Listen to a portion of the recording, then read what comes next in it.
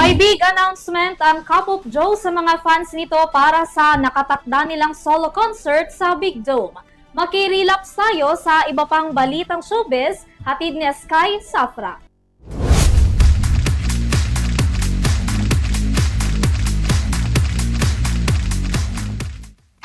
Happy Monday mga ka-Euro! Dumako naman tayo sa mundo ng entertainment para sa ating balitang showbiz. Minumulto na ba kayo ng mga damdamin nyo? Pues inanunsyo kasi ng bandang Cup of Joe ang kanilang third upcoming solo concert na gaganapin sa Araneta Coliseum. Nakilala ang banda na Cup of Joe sa kanilang mga kanta na talaga namang tumatagos sa puso ng mga Gen Z.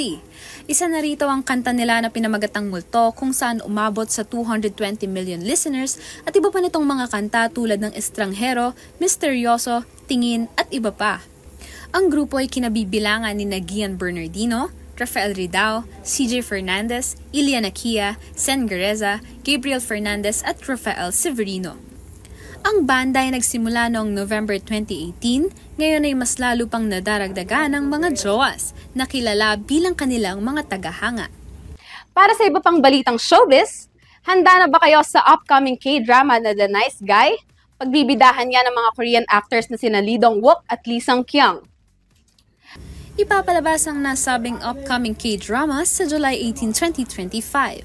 Si Lee Sung-kyung ay nakilala sa iba't ibang K-drama tulad na lang ng weightlifting fairy Kim Bok-joo, Dr. Romantic, Shooting Stars, Call It Love at marami pang iba.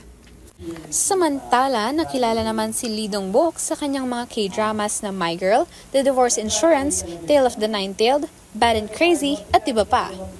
Kaya naman siguradong inaabangan ang tambalan nila dahil sa mga fans na nag-aabang sa kanilang darating na Korean drama. At iyan ang ating balitang showbiz. Ako si Sky Zafra. Balik sa inyo Henry, Mia at Vanessa.